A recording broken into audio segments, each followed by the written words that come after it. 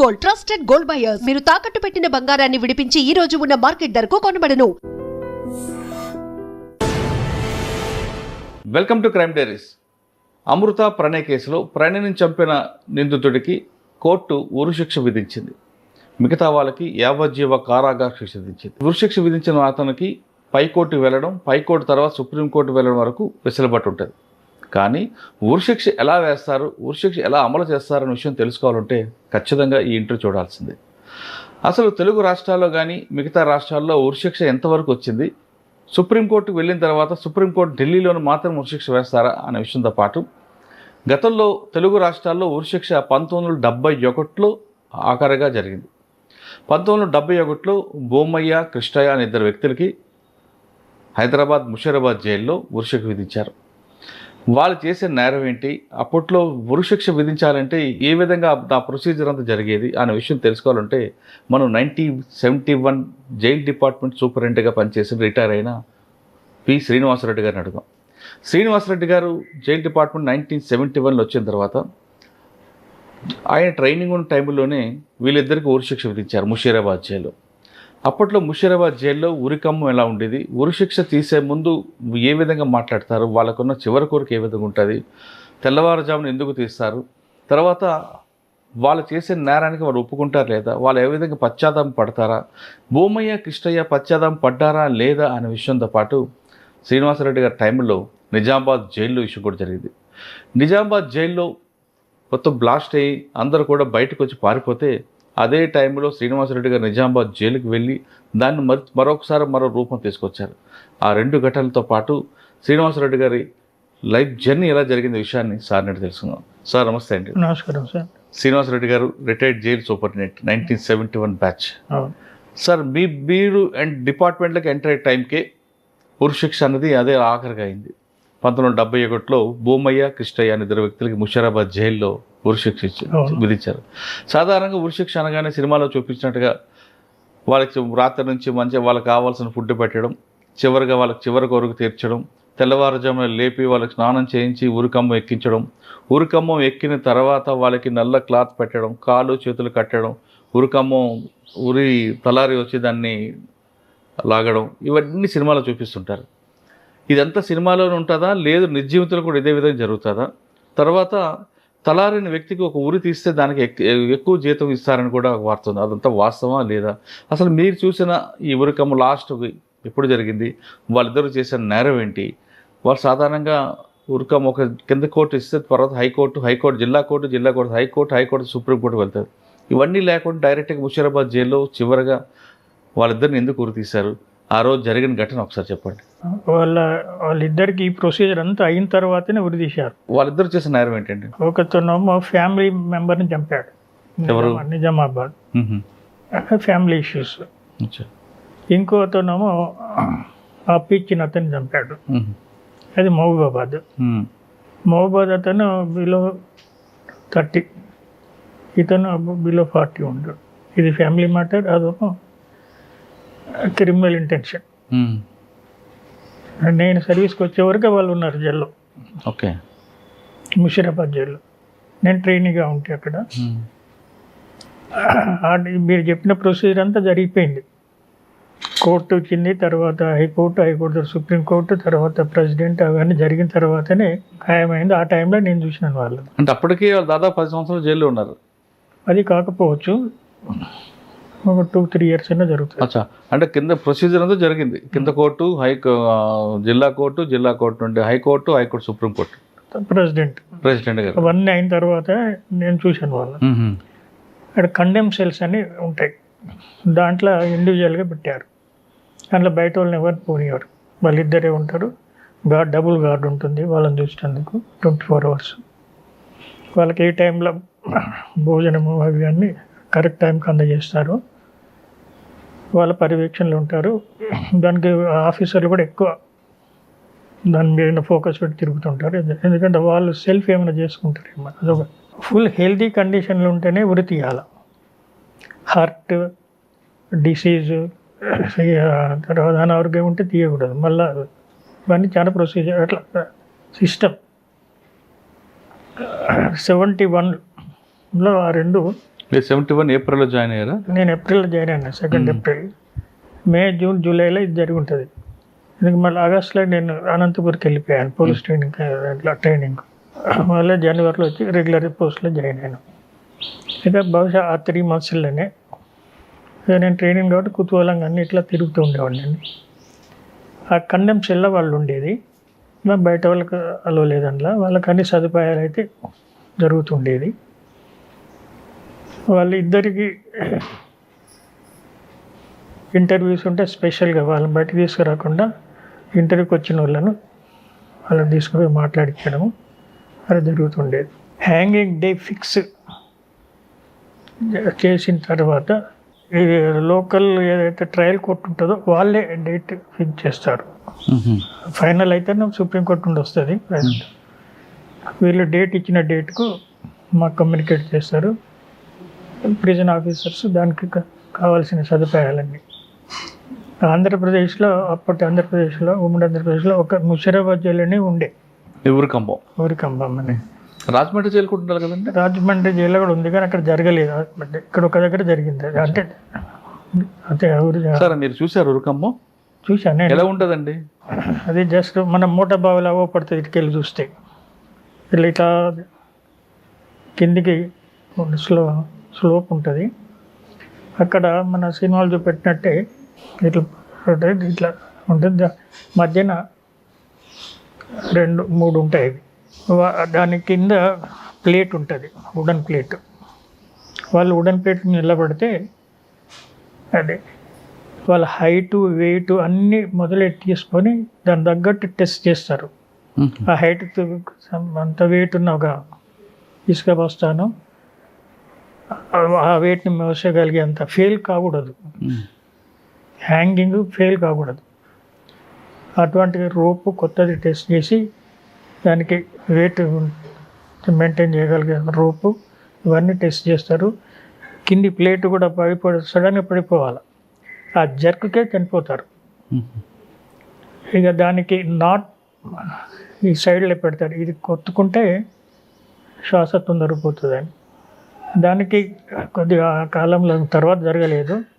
మా దాంట్లోనే గార్డ్ ఉంటాడు, ఆ గార్డుకు ఆ డేట్ ఫిక్స్ చేసిన నైట్లు అన్నీ అరేంజ్మెంట్ చేస్తారు. ఎర్లీ అవర్స్ 2 o'clock నుండి ప్రిపరేషన్ స్టార్ట్ అవుతుంది.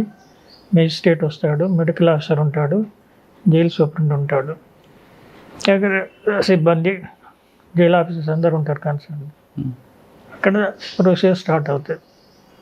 అతనికి నైట్లో నార్మల్ భోజనం పెడతారు, ఎర్లీ అవర్స్ ఏమైనా కావాలంటే ఇస్తారు. అంతగా ముందు రోజు ఆయన ఎవరితో మాట్లాడాలో తెలుసుకుని వాళ్ళందరినీ పిలిపిస్తే మాట్లాడిపిస్తారు. చివరి కోరికని కాదు, అది ప్రొసీజర్. వాళ్ళకు భార్యలు, వాళ్ళ తల్లిదండ్రులు, వాళ్ళ ఫ్రెండ్ అటువంటి ఏర్పాటు చేస్తారు. అదంతా ముందు రోజు జరిగిపోతుంది. ఆ రోజు మాత్రం ఆఫీసర్సే ఉంటారు. ముందు రోజు లాకప్ వరకు అవన్నీ జరుగుతాయి. నైట్ నార్మల్ భోజనం మొదలు పెడతారు. ఎర్లీ మార్నింగ్ ఆయనకి నెట్టిగా అటువంటి ఏమైనా పాలు ఇట్లా అంటే ఇస్తారు అని తెలుసు ఆయనకి హ్యాంగింగ్ అవుతుందని. అక్కడికి వెళ్ళి తీసుకుపోతారు, అక్కడ నిలబెడతారు. ఇది 2 ఒకటేసారి జరిగినాయి కాబట్టి ఇద్దరు నిలబెట్టారు, పక్క పక్కకు నిలబెట్టారు. ఒకేసారి తీయాలా? ఆ కేసులు ఒకటేసారి తీశారు. కేసులు వేరే, శిక్షలు వేరే, కన్ఫర్మ్ అయ్యి ఆడున్నారు కాబట్టి ఒకటే రోజు తీశారు. వేరు మనుషులు ఒకటే రోజు తీశారు, ఒకటేసారి మాకు నిలబెడతారు. నిలబెట్టిన తర్వాత డాక్టర్ పోయి మళ్ళీ టెస్ట్ చేస్తాడు పల్స్ ఇవ్వని. ఆడ నిలబడ్డ తర్వాత ఓకే అని అన్న తర్వాత అంత ఒక క్లాత్ ఇట్లా ముఖం మూసేటట్టు పెడతారు. పెట్టిన తర్వాత చేతులు వెనుకకు కట్టేస్తారు, కాళ్ళని కట్టేయరు, చేతులు కట్టేస్తారు, నిలబెడతారు. ఆ సైడ్కు హ్యాంగింగ్ అతను ఉంటాడు, దాని లివర్ ఉంటుంది, లివర్ తీస్తే టర్న్ కింద పడిపోతుంది. ఇక వీళ్ళంతా చేసి డాక్టర్, సూపరింటెండెంట్, మెజిస్ట్రేట్ వీళ్ళంతా బట్టి ఫైనల్గా ఓకే అని అంటే వాళ్ళు పోయి క్లాత్ పెట్టేస్తారు. పెట్టేసి దానికి పెట్టి నాట్ను పక్కకు పెట్టి రెడీ ఉంచుతారు. ఉంచిన తర్వాత ఇక్కడ వీళ్ళందరూ చూసి అంతా ఓకేనా, ఏమైనా డౌట్స్ ఉన్నాయి, వీళ్ళైన ప్రొసీజర్ రాంగ్ ఖైదీని ఇట్లా జరుగుతుంది అని టెస్ట్ చేసి అందరు ఐడెంటిఫై చేసి అక్కడికి తీసుకొచ్చే ముందు మోల్స్ గిట్లా అని మళ్ళీ చెక్ చేపిస్తారు వాళ్ళతో, మిస్ హ్యాపెనింగ్ జరగకుండా. ఇదన్న తర్వాత ఒక 5 minutes అట్లా టైం తర్వాత సిగ్నల్ ఇస్తాడు. మేజిస్ట్రేట్ గారు ఇస్తారా, సూపరింటెండెంట్ మేజిస్ట్రేట్ నాకు కరెక్ట్ ఐడియా లేదు, బట్ అదంతా సూపరింటెండెంట్ కంట్రోల్ జరుగుతుంది కాబట్టి ఆయన సిగ్నల్ ఇస్తారు. సిగ్నల్ ఇవ్వగానే ఆ లివర్ను ఇట్లా ఒత్తుతాడు, దాని కింద ప్లేట్ జర్క్ని కింద పడిపోతుంది, కిందకి ఇట్లా వెళ్ళిపోతుంది. వీళ్ళు కిందికి వెళ్తారు, ఆ తాడు కిందికి మనకు ఫేస్ అవ్వకూడదు, కిందికి జారుతారు. ఇక ఆ తాడు ఇట్లా ఇట్లా ఊగుతూ ఉంటుంది. అది ఊగి ఒక 5 నిమిషాల తర్వాత రాగానే తెలిసిపోతుంది. తెలిసిపోగానే మెడికల్ డాక్టర్ వెళ్తాడు, మెడికల్ ఆఫీసర్ వెళ్తే వాళ్ళని కొద్దిగా పైకి లేపుతాడు, అక్కడ ఉన్న వాళ్ళు లేపి టెస్ట్ చేస్తాడు. టెస్ట్ చేసి ఫైనల్ అన్న తర్వాత ఇదంతా 3:34 వరకు అయిపోతుంది. పైకి తీసి చేసి పెడతారు. పెట్టి గేట్ వరకు తీసుకెళ్ళి వెహికల్లో పెట్టి ముషిరాబాద్లో బరీల్ గ్రౌండ్ ఉంది, జైలు బరీల్ గ్రౌండ్ అని, అక్కడ ఇప్పుడు ఒక పెద్ద ట్రాన్స్ఫార్మ్ వచ్చింది, దానికి అటు సైడ్ ఉంది. అదే లాస్ట్ తర్వాత జరగలేడు, అవి తీసి పెడతాడు. దానికి కూడా ఉంటుంది ఎంత లోతుకు తీయాలా ఇవన్నీ. అది తీసుకెళ్ళి మళ్ళీ వాడు అక్కడ మళ్ళీ ఒకసారి చెక్ చేస్తారు. చెక్ చేసి పెట్టేసి కప్పేస్తారు.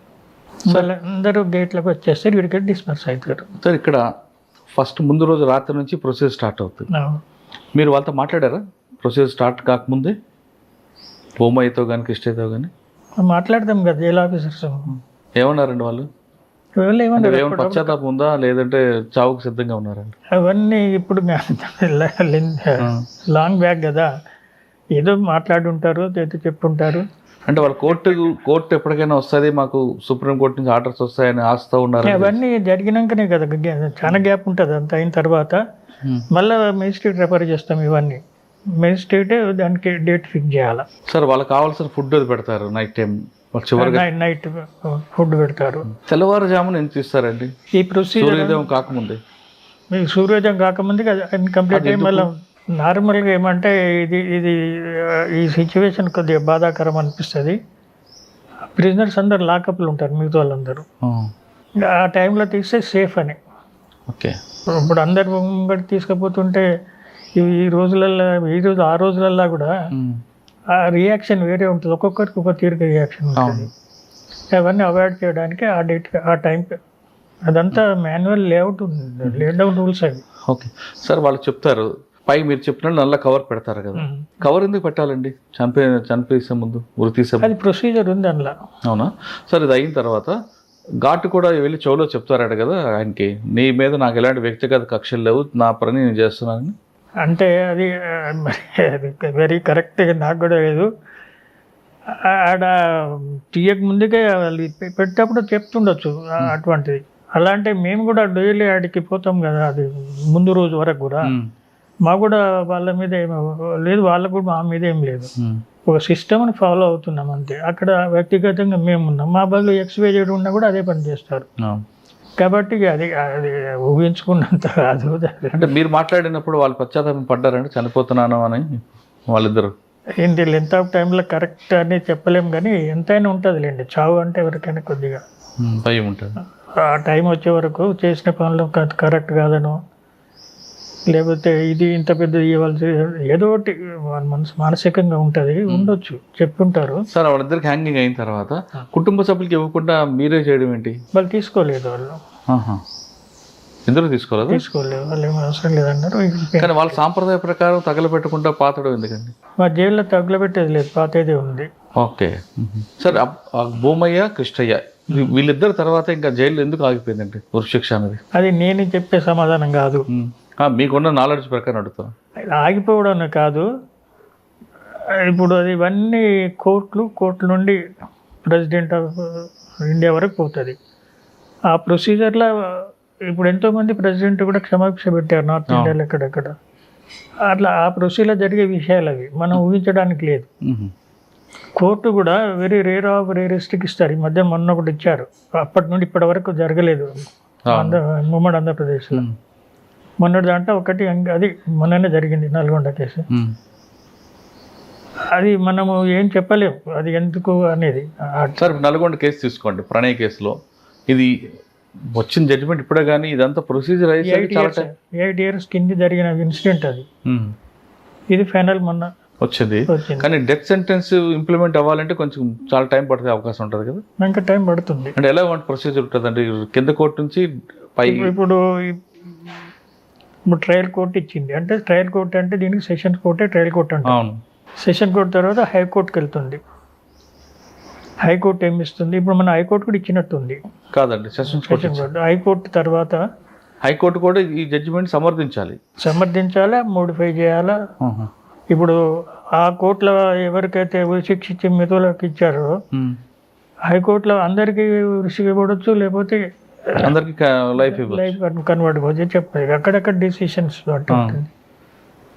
దాని తర్వాత వాళ్ళు సుప్రీంకోర్టుకి వెళ్తుంది. వాళ్ళకు గవర్నమెంట్ అడ్వకేట్ ప్రొవైడ్ చేస్తుంది. ఓకే, వాళ్ళు సెల్ఫ్గా మెయింటైన్ మళ్ళీ స్తోమత లేని వాళ్ళు గవర్నమెంట్ అడ్వకేట్ పెడతారు. సుప్రీంకోర్టులో కూడా అక్కడ కూడా జరుగుతుంది. ఆ సుప్రీంకోర్టు జరిగిన తర్వాత మన ఫైనల్ వచ్చిన తర్వాత మళ్ళీ మేము ప్రెసిడెంట్ ఆఫ్ ఇండియాకి పంపించేస్తాం. ఆయన రిక్వెస్ట్ ప్రెసిడెంట్ ఆఫ్ ఇండియా కూడా ఉరిని సమర్థించితే అప్పుడు అవుతుంది. లేకపోతే వాళ్ళు ఉరిని సమర్థించకపోతే లైఫ్కి వెళ్ళిపోతాడు. అచ్చా, ఒకవేళ అప్పుడు కూడా సమర్థించారనుకోండి, ఆ కేసుని ఇప్పుడు తెలంగాణ రాష్ట్రంలో ఊరికంబాలు లేవు కాబట్టి ఢిల్లీలో చేయొచ్చా? అట్లా లేదు, దానికి అనుసంధానం ఉన్న ఒక స్టేట్ తోటి జరుగుతుంది. అంటే తిహార్ జైల్లో అక్కడ ఉంది కాబట్టి అక్కడ చేయరు. ఇప్పుడు మన పక్కకు ఉంది కదా, ఇప్పుడు రాజమండ్రిలో ఉంది కదా, ఇక్కడ రాజమండ్రికి తీసుకుంటారు. కానీ మాఫీ అయితే చేయరు. వసతులు లేవని మాఫీ చేయరు, వసతులు క్రియేట్ అనే చేస్తారు తప్ప మాఫీ అయితే చేయరు. కానీ ఈ ప్రొసీజర్ అవ్వడానికి కనీసం 3-4 సంవత్సరాలు పట్టొచ్చండి. మినిమం 2 years అయితే పడుతుంది, కానీ ఎక్కువనే పడుతుంది. కానీ ఇమీడియట్ కాదు. సార్ డెత్ సెంటర్స్ గురించి చెప్పారు చాలా క్లియర్గా, ఎందుకంటే మీరు అప్పుడే జాయిన్ అయ్యారు, అది చూసారు. అవును. తర్వాత మీ సర్వీసులో ఎక్కడ కూడా జరగలేదు. మీ సర్వీస్లో రాకముందు మీ కుటుంబ నేపథ్యం, మీరు ఈ డిపార్ట్మెంట్కే రావాలని ఎందుకు అనుకున్నారండి? ఈ డిపార్ట్మెంట్ రావాలని ఆప్షన్లుగా రాలేదు, ఛాన్స్లు వచ్చారా? Through employment exchange. మీ నేటివ్ ప్లేస్ మీ అమ్మగారు నాన్నగారు? అది ఇప్పుడు యాదాద్రి, అప్పుడు నల్గొండ డిస్ట్రిక్ట్ ఉండేది. ఆలేరు దగ్గర, 12 kilometers ఉంటుంది మా విలేజ్. అది మా నేటివ్ ప్లేస్. మా నేటివ్ ప్లేస్ పోవాలంటే ఒక 3 kilometers జనగాం డిస్ట్రిక్ట్ క్రాస్ చేసి పోవాలి. ఆలేరు టు మా విలేజ్ మధ్యన జీడికల్ అని ఉంటుంది దేవస్థానం, ఆ జీడికల్ క్రాస్ చేసి పోవాలి. అటు పోతే మళ్ళీ యాదాద్రి, ఇటు మళ్ళీ యాదాద్రి, సారాజ్పేట దాటితే అది విలేజ్. Agriculture background. మా నాన్నగారు వ్యవసాయం,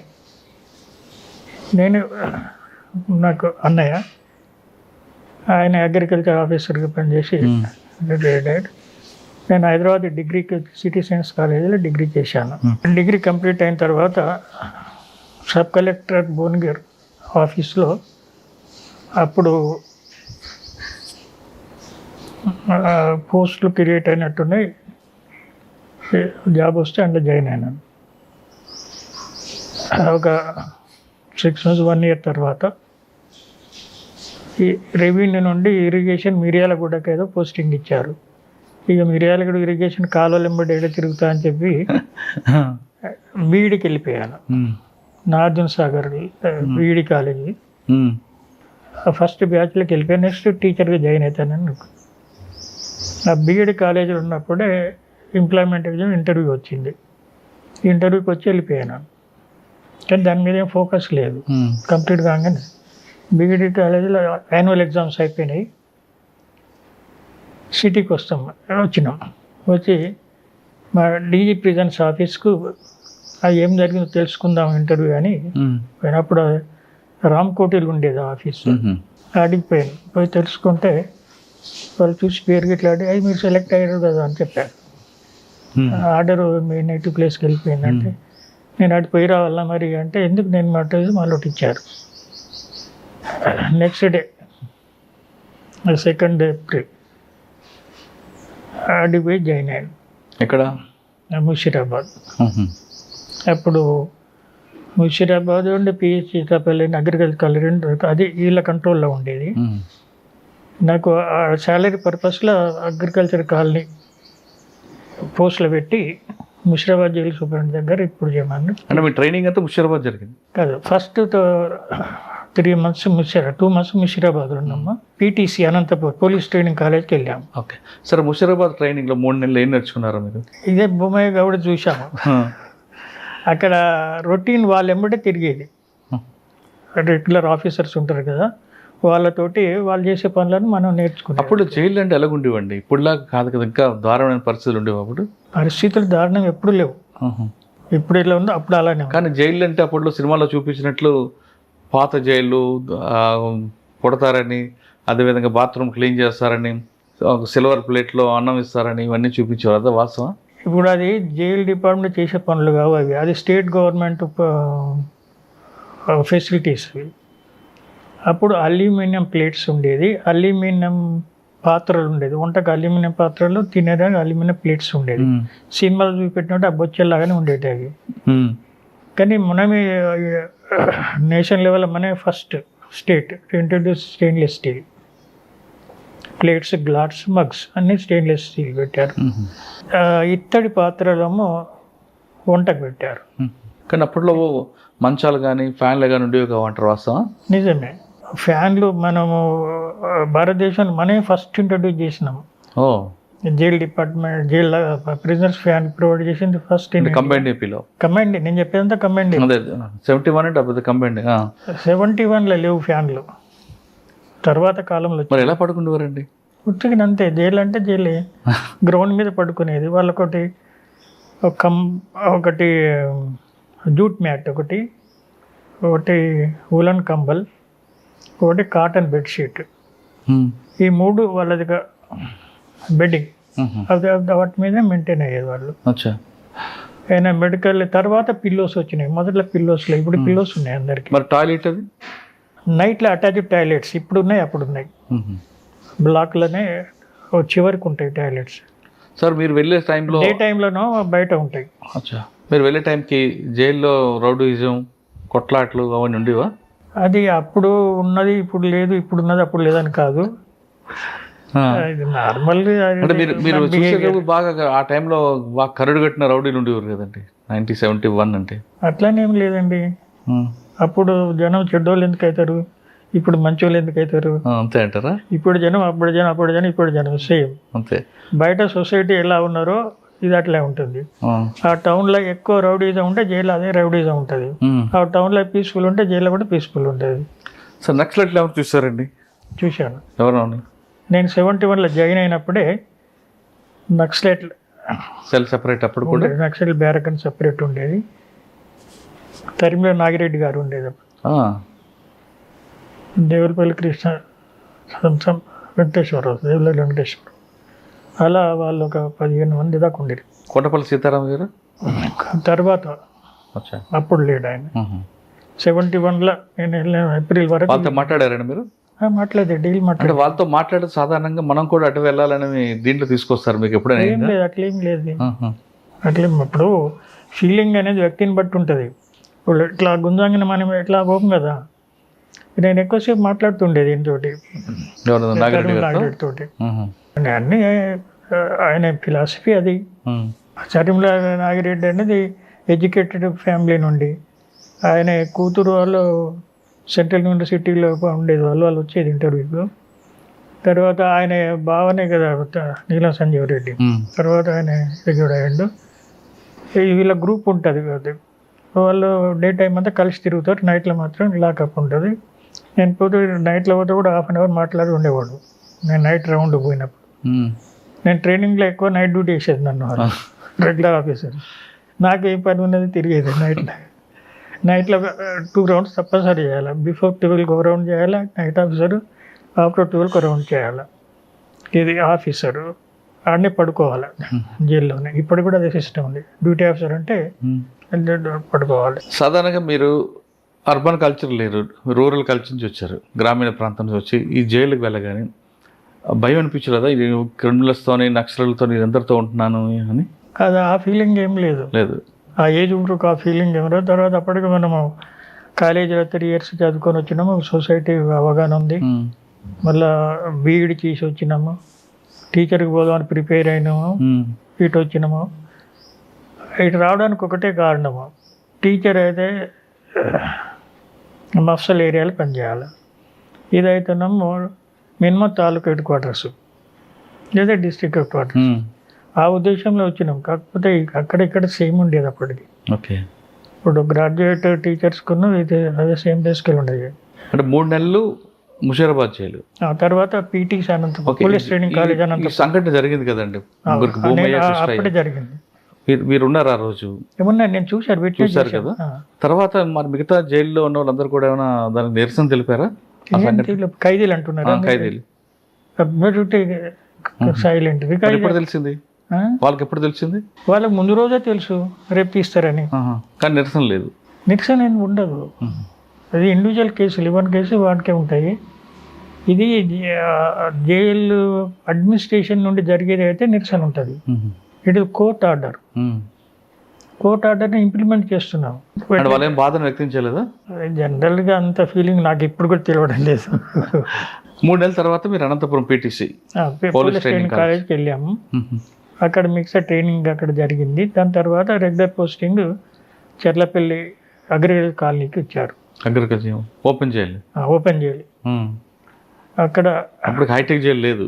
అప్పుడు హైటెక్ జైలు లేదు. అదంతా దీనికి అనుసంధానం ఉన్న అగ్రికల్చర్ ల్యాండ్ అది. అవును సార్. ఓపెన్ జైలు మీ ఇన్నోవేషన్ ఏముందండి? ఎందుకంటే అక్కడ కూరగాయలు పండిస్తారు, రకరకాల వ్యక్తులు ఉంటారు. అక్కడికి సెలెక్టెడ్ పీపులే వెళ్తారు, ప్రిజనర్స్. జైళ్ళల్లో అబౌట్ 8-9-10 years గడిపిన వాళ్ళు లైఫ్ లాంగ్ టర్మర్స్ వెళ్తారు అక్కడికి. సార్ ఇప్పుడు ఒక జైల్లో ఉన్న ఖైదీకి శిక్ష అంటే కన్విక్షన్ వచ్చిన వ్యక్తికి ఓపెన్ జైలు తీసుకురావాలనుకుంటే, ఆయన రావాలనుకుంటే ఆ క్రైటీరియా ఏముంటుందండి? వాళ్ళది అంటే అన్ని కేసులో రావచ్చా? లేదు, రిస్ట్రిక్టెడ్ ఉంటాయి. ఇప్పుడు రేప్ కేసు లాంటి అంటూ లేదు, మర్డర్ రావచ్చు. తర్వాత మర్డర్లో శని కావాల్సిన చేసిన వాళ్ళు రావచ్చా, లేదా హ్యాబిచువల్ అఫెండర్ కూడా రావచ్చా? మర్డర్లో హ్యాబిచువల్ అఫెండర్ అని ఏముంటుంది? 2-3 మర్డర్లు చేశాడు అనుకోండి కంటిన్యూ కదా. దాన్ని అటువంటి వాళ్ళు ఎలా తీసుకోరు. ఇప్పుడు సెంట్రల్ జైల్లో కూడా వాడిని సపరేట్గానే చూస్తారు. ఈ నార్మల్ మర్డర్ కేసులలో ఉన్న వాళ్ళకే ఇవన్నీ జైల్ యాక్టివ్స్, ఈ రిహాబిలిటేషన్ వర్తిస్తాయి. వాడికి ప్రొఫెషనల్ వాడికి ఉండదు, వాడికి సపరేట్ ఉంటుంది వాడికి.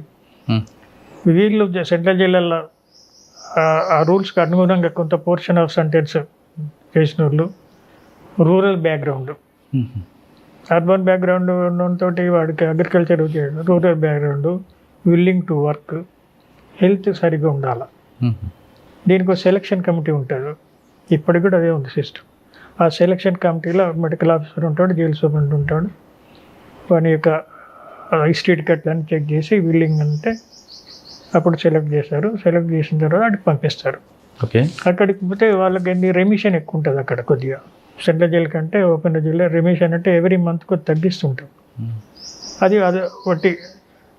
తర్వాత ప్రీమేచర్ రిలీజ్కు కొద్దిగా ఈజీ ప్రాసెస్ అది. ఓపెన్ జైలుకు ప్రీమేచర్ రిలీజ్కు తొందరగా రిలీజ్ అవుతారు. ఈ 2 కండిషన్లో పోతారు. ములాఖత్ కూడా ఉంటుందా? ఫ్యామిలీతో మాట్లాడుకోవడం? ములాఖత్ కామన్ ఎక్కడ అక్కడ వాళ్ళు కూడా ఓపెన్ జైలుకి అసలు బయటికి రావడం వెళ్ళడం చేస్తుంటారు కదా వీళ్ళు. ఆడ కూడా గ్రూప్గా ఉంటుంది. గ్రూప్కో లీడర్ ఉంటాడు, ప్రిజనర్ లీడర్. వాళ్ళపైన గార్డ్ ఉంటాడు. అండర్ గార్డే పనిచేస్తుంటారు. సీనియర్ అయిన తర్వాత వాళ్ళని అక్కడక్కడ కాపలాగా పెడతాం. వాళ్ళది గ్రూప్ని పోవాలి, గ్రూప్ని రావాలి, మరి గ్రూప్ని వెళ్ళిపోవాలి. బయటికి వెళ్ళి రావడానికి లేదు, బార్డర్ దాటి బయట తిరగడానికి లేదు. అదే టైంలో వాళ్ళ ఫ్యామిలీ మెంబర్స్ వచ్చారని మాట్లాడుకోవచ్చా? అంటే వాళ్ళు అక్కడికి రారు, ఇక్కడ ఆఫీస్ కాడికి వస్తారు. ఓపెన్ జైల్లో ఆఫీస్ ఉంటుంది, ఆడికి వస్తారు. ఆడికి వస్తే వాళ్ళని పిలిపిస్తాము. పిలిపించి ఆడ కూర్చోబెట్టి మాట్లాడి. అంతేగాని ఎక్కడో గ్రౌండ్ లో ఉన్నాడు కదా చివరికి వెళ్ళి మాట్లాడి వీళ్ళు ఆడ పోరు, వాళ్ళే ఇక్కడికి వస్తారు. ఓకే. ఇంటర్వ్యూ ప్లేస్ కాడికి వచ్చి ఇక్కడ కూడా అండర్ విజువల్ సూపర్విజన్లోనే జరుగుతుంది ఇంటర్వ్యూ. Officers gourd level. మీరు వెళ్ళేసరికి మెయిన్ ఛాలెంజ్ ఏం వచ్చిందండి అక్కడ ఓపెన్ జైల్లో? ఛాలెంజ్ అంటే లేదా అదే రొటీన్గా జరిగిపోయే పనులు ఇవన్నీ. అక్కడ అప్పటికి ఏం పండించేవారండి కూరగాయలు? మార్కెట్లో దొరికే కూరగాయలు, ఆ అదేనా? సీజన్ పండే కూరగాయలు పెడతాడు. సొరకాయలు సీజన్ సొరకాయలు, బీరకాయలు, టమాటా ఎక్కువ. సార్ అవన్నీ బయట అమ్ముతారా లేదా చర్లపల్లికి మిగతా జైలుకి సప్లై చేసేవారా? మొదలు ఆ జైలు సఫిషియెంట్, తర్వాత అదర్ జైల్స్. ఓహో, ఇప్పుడు మాత్రం మార్కెట్ ఆడ ఒక షాప్ పెట్టారు. అవును. అవన్నీ రెగ్యులర్గా ఇప్పుడు ప్రొడక్షన్ పెరిగింది కాబట్టి ఆడ పెడుతున్నారు, అమ్ముతున్నారు. అంతకుముందు జైల్లోకి పంపేవాళ్ళం. అచ్చా అచ్చా. తర్వాత డైరీ కూడా స్టార్ట్ చేశారు. ఇప్పుడు నడుస్తుంది డైరీ. అవును. ఆ మిల్క్ సెంట్రల్ జైలు హైదరాబాద్కి పోయేది, ముషిరాబాద్కి పోయేది. దాంట్లోనే కూరగాయలు పంపుతుండేది, మళ్ళీ దాంట్లోనే రిటర్న్ వస్తుండేది. సార్ ఓపెన్ జైలు తర్వాత ఎక్కడికి వచ్చారండి? ఓపెన్ ఎయిర్ జైల్లో 71 ట్రైనింగ్ వచ్చి 72 జాయిన్ అయినాను. 73, 74 జూన్లో టాటా ఇన్స్టిట్యూట్కి వెళ్ళాను. 2 years regular criminology and correction administration course. అది government sponsored, okay, on duty. 74 జూన్కి వెళ్ళి 75, 76 మేలో రిటర్న్ అండి. ఆ 2 years కోర్స్ కంప్లీట్ అయినాక ఆ రిటర్న్ల పోస్టింగ్ నాకు చంచల్గూడ సెంట్రల్ ప్రిజన్ హైదరాబాద్కి ఇచ్చారు. అవునా సార్? క్రిమినల్ సైకాలజీ ఏం నేర్చుకున్నారంటే దానివల్ల ఇప్పుడున్న ప్రిజన్స్ డిపార్ట్మెంట్కి ఏం ఉపయోగం? డ్యూటీలో కొద్దిగా పర్ఫెక్షన్ ఉంటుంది, డ్యూటీలో పర్ఫెక్షన్ ఉంటుంది. ఇప్పుడు before training, after training same వ్యక్తి సేమ్ పనులు చేస్తాడు, కానీ కొద్దిగా ఆ ప్రొసీజరు పర్ఫెక్షన్లో ఆఫ్టర్ ట్రైనింగ్ ఎట్లుంటుందో ఈ కోర్సు వచ్చినాక ఒక్కొక్క నార్మల్ ఆఫీసర్కు ఈ ట్రైన్ తీసుకున్న ఆఫీసర్ తేడా ఉంటుంది, కొద్దిగా తేడా ఉంటుంది. అని ఏం నేర్చుకున్నారండి అక్కడ మీరు? అంటే క్రిమినల్ సైకాలజీ నేర్చుకున్నారా? అక్కడ సబ్జెక్ట్ క్రిమినాలజీ, దాంట్లో సోషాలజీ, సైకాలజీ కూడా అనుబంధం ఉంటాయి. 2 years కోర్సులో ఫస్ట్ ఇయర్లో అన్ని బేసిక్ ఉంటాయి. ఇవి సెకండ్ ఇయర్లో 2 semesters కంప్లీట్ ఇదే ఉంటుంది. ఒక ప్రాజెక్ట్ ఉంటుంది. ఆ ప్రాజెక్ట్ కొరకు సెలెక్టెడ్ స్టేట్స్ 2-3 స్టేట్లు పెట్టుకారు. నేను ఢిల్లీ అండ్ కలకత్తా పెట్టుకున్నాను. ఆ 2 స్టడీ చేసుకుని అది సబ్మిట్ చేశాను. అంటే మీరు తీసుకున్న కేస్ స్టడీ ఏంటండి అప్పుడు? Prisoners premature release. అచ్చా, ఓకే. ఇప్పుడు కూడా లైఫ్ అంటే లైఫ్ వరకు ఉండరు. అప్పుడు some time their cases will reviewed, దాని కాదు ప్రీమేచర్ రిలీజ్. దాన్ని యూనిఫామ్ ఒక్కొక్క స్టేట్కి తిరిగా ఉంది, దాన్ని యూనిఫామ్ స్టడీగా చేసి సబ్మిట్ చేశాము. అది అట్లా సరే, అది ఇటువంటి ఎన్నో వస్తుంటాయి ప్రోగ్రామ్స్, అది జరిగింది. అది ఓకే. అది అయిన తర్వాత చంచల్ కూడా పోస్టింగ్ చంచల్ కూడా. ఇక్కడ వేరేగా ఉంటారు కానీ క్రిమినల్స్ ఎలాగ ఉన్నారు మీకు? వేరే ఎందుకు ఉంటారు, ఇప్పుడు ఉన్నట్టు అప్పుడు ఉంటారు. కాకపోతే మనం తిరిగి వచ్చినాం కాబట్టి మన పెర్ఫార్మెన్స్ కొద్దిగా డిఫరెంట్ ఉంటుంది లేండి. వాళ్ళకు మనకు కొద్దిగా డిఫరెంట్ ఉంటుంది. అట్లా అక్కడ ఎంతకాలం పనిచేస్తారండి? 80 వరకు చేశాను. 76 to 80 4 years. ఆడున్నప్పుడే ప్రమోషన్ వచ్చింది జైలర్గా. సార్ 76 to 80 మధ్యన మీకు అక్కడ ట్రబుల్ మాంగర్ ఏమైనా ఎదురుపడ్డారా? అంటే అట్లా కరెక్ట్గా ఐడెంటిఫై ఇప్పుడు నేను ఎక్కువ టైం ఆడ ఏం పని చేశానంటే, అప్పుడు వెల్ఫేర్ ఆఫీసర్ పోస్ట్ ఖాళీ ఉండే. నేను ఇన్ఛార్జ్ వెల్ఫేర్ ఆఫీసర్ ఇచ్చి నేను ఎక్కువ వెల్ఫేర్ వర్కే చూశాను. ప్రిజనర్స్ వాళ్ళ యొక్క ఫ్యామిలీ మ్యాటర్స్, రిలీజ్ మ్యాటర్స్, వాటికి సంబంధం వచ్చినాయని అవి చూసేవాడిని. ఇక రెగ్యులర్ డ్యూటీ అంటే అందరితోటి నైట్ డ్యూటీ చేసేవాడిని, మార్నింగ్ అంతా కలిసి తిరిగేవాడిని. నార్మల్ వరకు జరిగేది. తర్వాత ఈ ప్రీమేచర్ రిలీజ్ every 3 years కోటి మీటింగ్ ఉంటుంది, దానికి ప్రిపేర్ చేయాలి రికార్డ్స్, ఎలిజిబుల్ క్యాండిడేట్. ఎక్కువ అడ్మినిస్ట్రేషన్ వర్క్ అంతా మీరు చూస్తారు. ఆ పోస్ట్కి అదే పని, వెల్ఫేర్ ఆఫీసర్ పోస్ట్. అది నార్మల్గా అయితేనే ఎగ్జిక్యూటివ్ వర్క్స్ ఉంటాయి. ఇది వెల్ఫేర్ ఆఫీసర్. నేను ఎక్కువ కాలం హైదరాబాద్లో అదే పని చేశాను. ఆ పోస్ట్ ఖాళీ ఉంటుంది. తర్వాత జైలర్గా ప్రమోషన్ వచ్చింది. అక్కడ అప్పుడు ఉన్నప్పుడు అన్ని జైలర్ ప్రమోషన్ వచ్చింది. జైలర్గా ఎక్కడికి వెళ్ళారు? అన్ని పోస్టింగ్ ఇచ్చారు. చంచల్గూడలో జైలర్. అక్కడ ఎంతకాలం పనిచేస్తారు జైలర్? అదే 4 years లో 4 years లో 2 years జైలర్. ఓకే. చేసి మళ్ళీ జైలర్ ప్రమోషన్. అప్పుడే ఉందండి సార్ మీ వర్క్? అంటే నేచర్ ఆఫ్ ది అది. ఇక మిగతావి ఉంటాయి కదా దానికి సంబంధించింది, చెక్కింగ్ గిట్ అవి ఉంటాయి కదా. జైలర్ అంటే కొద్దిగా ఇన్స్పెక్షన్ క్యాడర్కి వస్తుంది అన్నట్టు. డిప్యూటీ జైలర్ మీద కొద్దిగా సూపర్వైజర్. డిప్యూటీ జైలర్ అంటే నా యూనిఫామ్గానే ఉంటాం అందరం.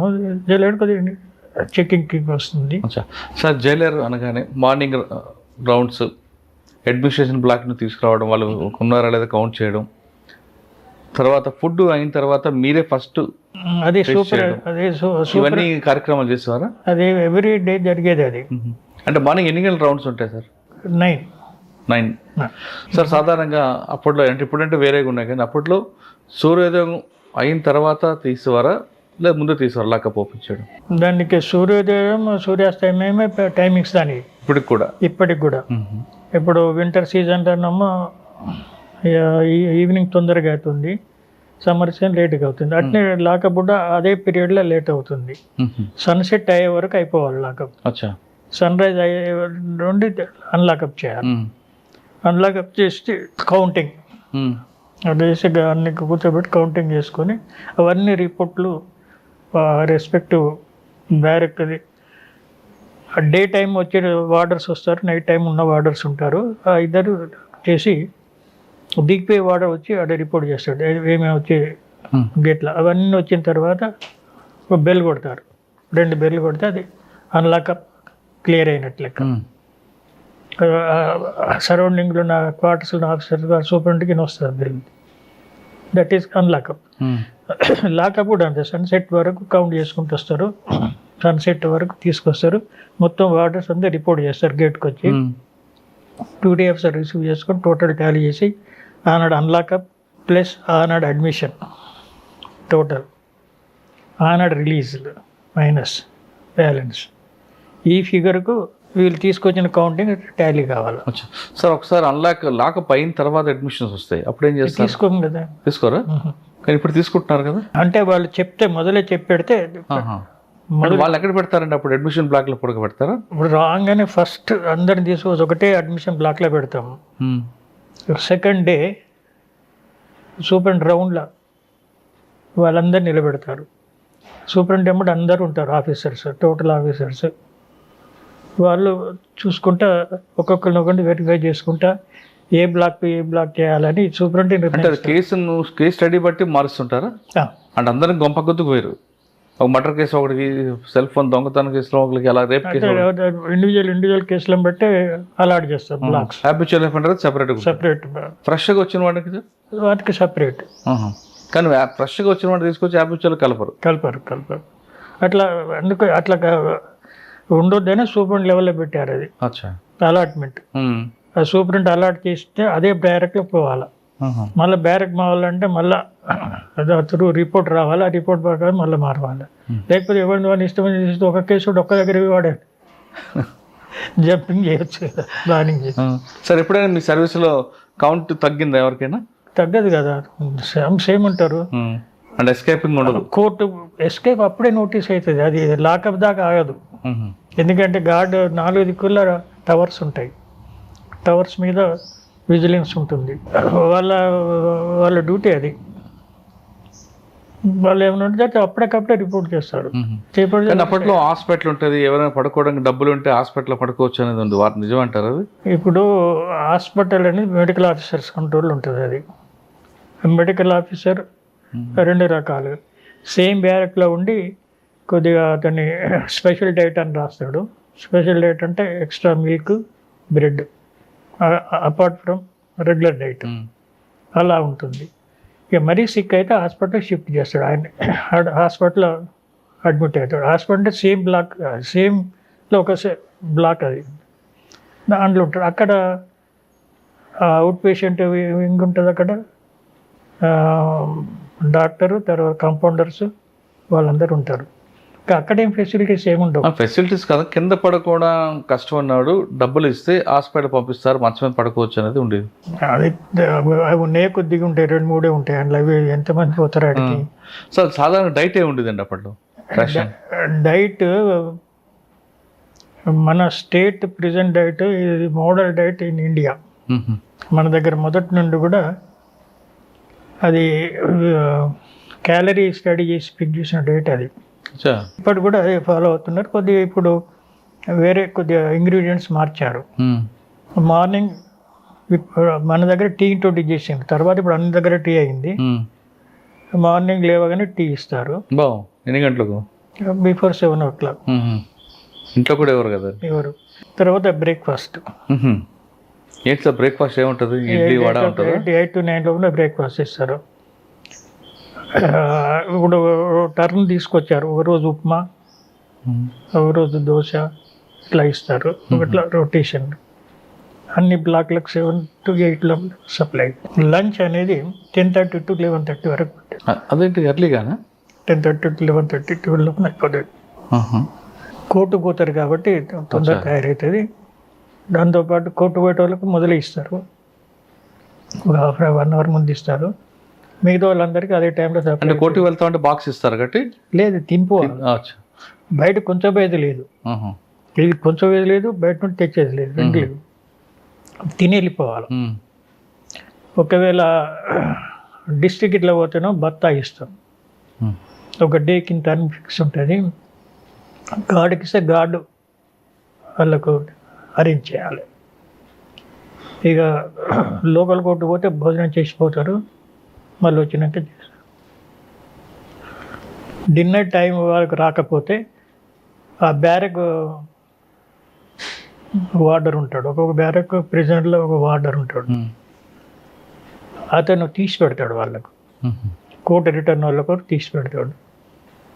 కోర్టు నుండి రిటర్న్ రాగానే మరి మధ్యాహ్నం టీ స్నాక్స్ బయట లేదు, ఇంకా జైల్లో ఉన్న వాళ్ళకి. జైల్లో మిడ్ డే టీ, అదే ఆఫ్టర్నూన్ టీ ఇస్తారు 3 o'clock టైంలో, 2 to 3. సమోసా అవి ఇస్తారా? ఇప్పుడు ఏమి ఇస్తుండ్రో కానీ అప్పుడు ఏం లేకుండా ఓన్లీ టీ ఇచ్చేది. ఇప్పుడు కొద్దిగా ఇంప్రూవ్ చేసినట్టున్నారు. మరి నాన్ వెజ్ అండి? ఎవ్రీ సండే నైట్, అంటే డిన్నర్ అంటే అదే 5 o'clock లోపల అయిపోతుంది. ఎవ్రీడేనో మార్నింగ్ లంచ్లో దాల్, పప్పు, 3 పప్పులల్లా సోమవారం ఒక పప్పు, మంగళవారం ఒక పప్పు, బుధవారం ఒక పప్పు, మళ్ళీ కందిపప్పు, పెసరపప్పు, శనగపప్పు, 3 మళ్ళీ రిపీట్ అవుతుంటాయి 6 రోజులు. సండే నాడు లంచ్కి వెజిటబుల్స్, అదర్ డేస్ ఏమో డిన్నర్కి వెజిటబుల్స్. సండే నాడు లంచ్కి వెజిటబుల్, డిన్నర్కు non veg. Non veg mutton, chicken, fish? అప్పుడు ఒక మటనే ఉండేది. తర్వాత చర్లపల్లి పౌల్ట్రీ స్టార్ట్ అయినాక చికెన్ ఆల్టర్నేట్ పెట్టారు. సార్ మటన్ మనం తిన్నంత ఇస్తారా? దానికి క్వాంటిటీ ఇంత ఉంటుందా? 170 grams ఉంటుంది. అది వండితే ఇంకో 250 వెళ్తుంది కదా, అట్లా వస్తుంది. ఇక్కడ అదే క్యాల్కులేషన్లో తీసుకుంటారు. మటన్ ఆడ ఇస్తారు, వండుతారు. ఎక్స్ట్రా కావాలనుకుంటే ఎక్స్ట్రా ఉండదు అంతే. సార్ నాన్ వెజ్ తిన్న వాళ్ళు ఉంటారు, వాళ్ళకి స్పెషల్ ఏంటి? వాళ్ళకు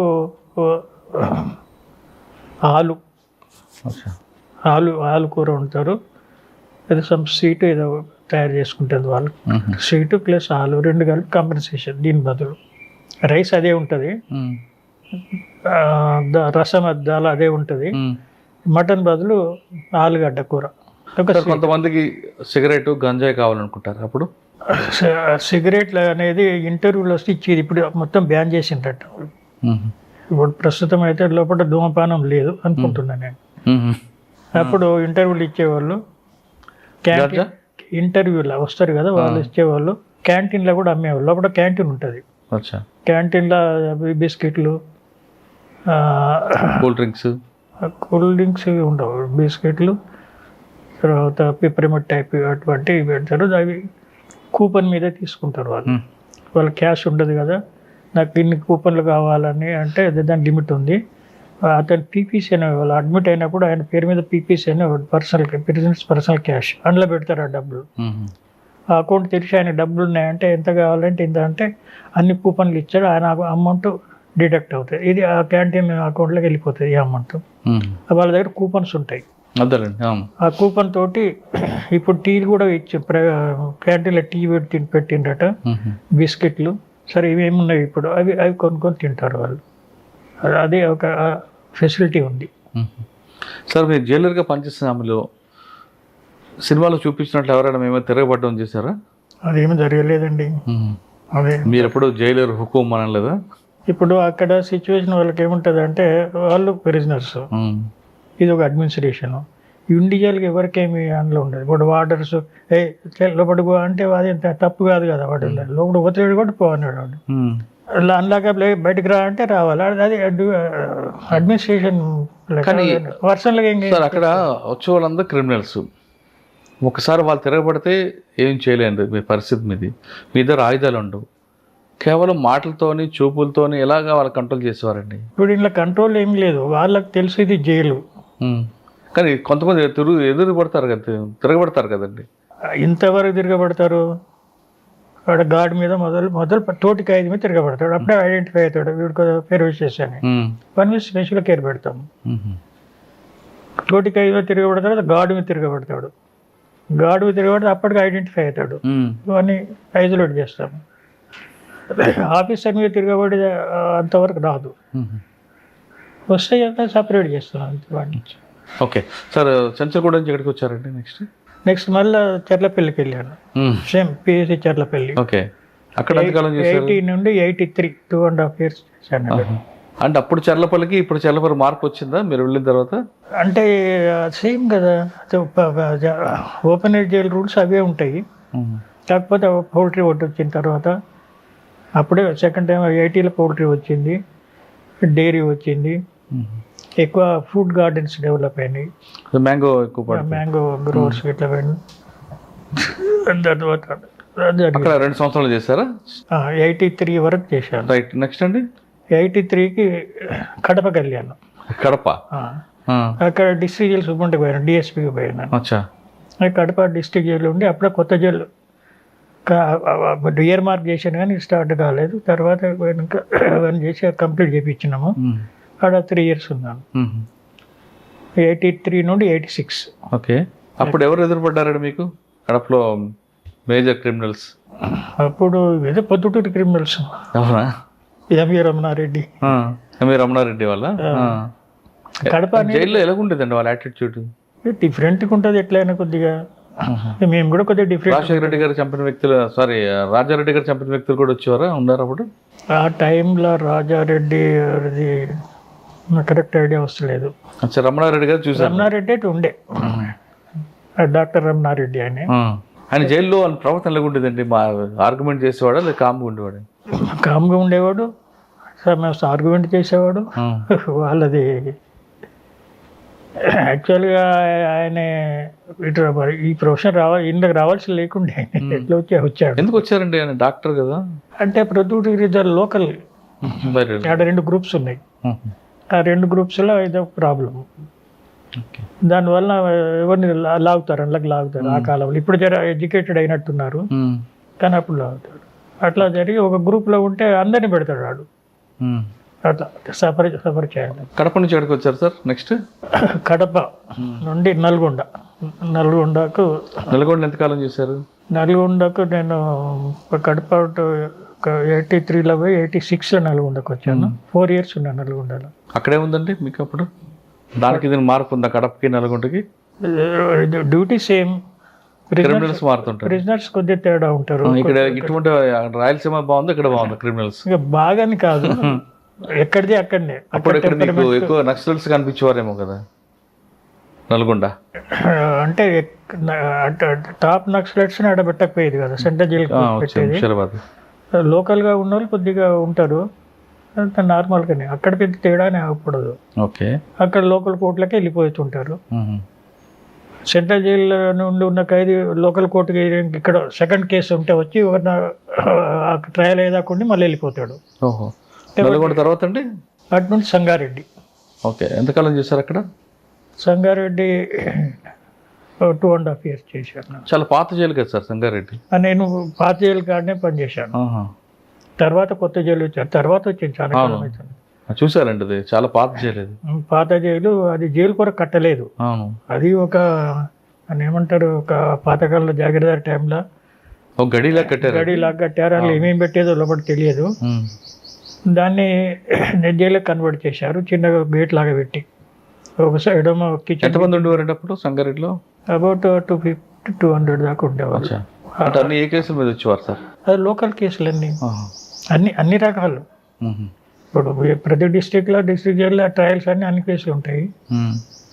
సో కొన్ని డిస్ట్రిక్ట్లో మర్డర్లు ఎక్కువ ఉంటాయి, మర్డర్ కేసులు ఎక్కువ ఉంటాయి, కొన్ని డిస్ట్రిక్ట్లో మర్డర్ కేసు తక్కువ ఉంటాయి. ఇప్పుడు ఈ ఏరియాలో మర్డర్ కేసు తక్కువ ఉంటాయి. ఓకే, ల్యాండ్ Disputes, అవును. అటువంటి డిస్ప్యూట్స్ కేసులో సంగారెడ్డి తర్వాత అండి సంగారెడ్డి నుండి Eluru Eluru. Eluru sub jail.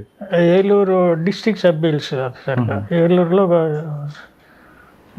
7 sub jails ఉన్నాయి. ఆ 7 సబ్ జైల్స్కు ఆఫీసర్ ఉంటాడు డిస్ట్రిక్ట్ హెడ్ క్వార్టర్లో. అచ్చా. అట్లా అంటే ఏలూరు డిస్ట్రిక్ట్ హెడ్ క్వార్టర్ ఉంటే ఏలూరు టౌన్లో టౌన్లోనే సబ్ ఉంటుంది జైలు ఉంది ఆఫీస్. ఒకటి. టౌన్ సబ్ జైలుకు సబ్ జైల్ సూపరింట్ వేరే ఉంటాడు. మేమేమో దానికి సూపర్విజన్ క్యాడర్ అంటాం. అచ్చా. 7 సబ్ జైళ్లకు ఈ డిఐజిఓ ఆఫీసు, వాళ్ళ అడ్మినిస్ట్రేషన్ అంతా మా నుండే జరుగుతుంటుంది. ఓకే. ఏలూరు తర్వాత ఏలూరు నుండి కరీంనగర్. మరి ఇటు వచ్చారు. కరీంనగర్. ఇక్కడ మీకు ఎదురుపడ్డారు నక్సల్స్ ఎవరైనా? కరీంనగర్లో కొద్దిగా, ఇంకా కరీంనగర్లో కూడా ఈ సబ్ జైల్స్ ఆఫీసర్గానే ఉంటాయి. కరీంనగర్లో ఉన్న 5 సబ్ జైళ్ళకు ఆ సబ్ జైల్ ఆఫీసర్గా ఉంటుంది. ఓహో. మేము ఆ సబ్ జైలు ఉన్న ప్రాబ్లమ్స్ వాళ్ళ. సార్ మీరు పనిచేసిన టైంలో కరీంనగర్లో హంగర్ స్ట్రైక్ స్టార్ట్ అయింది కదా? అది డిస్ట్రిక్ట్ జైల్లో జరిగింది. జరిగింది. మీ టైమే కదా అది? అంటే నేను సబ్ జైల్ సూపరింటెండెంట్ ఉంటే, డిస్ట్రిక్ట్ జైలు వేరే సూపరింటెండెంట్ ఉండే, కానీ మేము కలుస్తుండేది ఎవ్రీడే. అప్పుడు కొద్దిగా ప్రాబ్లం అయింది. వాళ్ళను అడిగా, అంటే అది ఒక ప్రిజనర్ ఉంటారు, లీడర్స్ ఉంటారు కదా, ఆ లీడర్స్ కావాలని చేశారు. ప్రిజనర్ లీడర్ వాళ్ళను వరంగల్ ట్రాన్స్ఫర్ చేసిన తర్వాత సబ్సైడ్ అయిపోయింది. సార్ నిజామాబాద్ వెళ్ళక ముందు మీరు చాలా మంది క్రిమినల్స్ చూస్తుంటారు, మాట్లాడుతుంటారు. ఒక్కొక్కరిది ఒక స్టోరీ ఉంటుంది. కొన్ని నిజం చెప్పొచ్చు, కొన్ని అబద్ధం ఉండొచ్చు. కానీ మీకు ఎవరు నిజం చెప్తున్నారో ఎవరు అబద్ధం చెప్తున్న విషయం మీకు అర్థమైపోతుంది. క్రిమినల్, ఎందుకంటే మీరు క్రిమినల్ సైకాలజీ చేశారు కాబట్టి. కానీ నిజంగానే అన్యాయంగా ఇరుక్కున్నాడు పాపం అని ఒక ప్యాథిక్ స్టోరీ అని చూసారా మీరు? చాలా ఉన్నాయి, అవే ఎక్కువ ఉన్నాయి. ఇది ఒకటి చెప్పగలరు? ఒక్కటని కాదు, అవే ఎక్కువ ఉన్నాయి. ఏదంటే మీకు బాగా కదిలించి అరే ఈ అన్యాయంగా ఇరుక్కున్నాడు అని ఉందా అనిపిస్తుంది? నేను సెకండ్ టైం పిఎస్సి చట్టపిల్ల పనిచేసినప్పుడు ఒక అతను ఉండే, అతను ఆఫీస్లో పనిచేసేవాడు. సార్ క్యాజువల్గా అడిగితే ఇన్నోసెంట్గా ఉన్నావు, నువ్వెట్లా మర్డర్ చేసినావు అని అడిగాను. నేను చేయలేదు సార్ అని. మరి ఎట్లా వచ్చి నువ్వు అన్నాను. వాళ్ళ పాలుల డిస్ప్యూట్ ఉంటాయి కదా, ఒక పాలు ఆయనను ఇంకొక ఆయన చంపాడు. అంటే వాడు చావు బతుకులు ఉన్నాడు. వాటికి అది స్టేట్మెంట్ తీసుకుంటుంటారు కదా, తీసుకున్నప్పుడు వాడు కావాలని ఈయన పేరు చెప్పాడట చనిపోతూ. అట్లా చెప్పాడు సార్, చెప్పట్లో వచ్చేసాను. అంటే నిజం వాడది ఇన్నోసెంట్ అని అనిపిస్తుంది. దాన్ని మనమేం చేయలేము. అవును. అన్ని దాటుకున్నాకనే ఆడికొచ్చారు వాళ్ళు. అది ఓపెన్ చేయాలంటే అప్పటికే చాలా లైఫ్ అయిపోయింది. అటువంటి వాళ్ళు ఉంటారు. వీడు మరీ ఇన్నోసెంట్ కాబట్టి ఇట్లా చెప్పాడు. కొందరు మీడియంలో ఉంటారు, వాడు చేయడు కానీ గ్రూప్లో ఉండి ఉంటాడు. వాడు చేయాలని కూడా ఉండదు కానీ గ్రూప్లో ఉండి కాబట్టి పెట్టేస్తాడు. ఇది ఎక్కువ ఎక్కడ జరిగేది అంటే ఆ కాలంలో, ఇప్పుడు ఆడ మారిపోయిందిలేండి. సార్ ఇటువంటి కేసులు కాకుండా రేప్ చేసి మీ దగ్గరకు వస్తుంటారు కేసుల్లో శిక్ష పడడానికి, వాళ్ళు చూసిన మీకు ఏమనిపిస్తుంటుందండి? అట్లా పర్టికులర్ ఐడెంటిఫై ఏం చేయము. వాళ్ళందరూ సెంట్రల్ జైలునే ఉంటారు, ఓపెనర్ జైలుకి ఇక్కడ పంపరు వాళ్ళను. వాళ్ళ యాటిట్యూడ్ కొద్దిగా డిఫరెంట్ ఉంటుంది కానీ వాళ్ళు మారిపోతారు ఫ్లో ఆఫ్ టైంలో.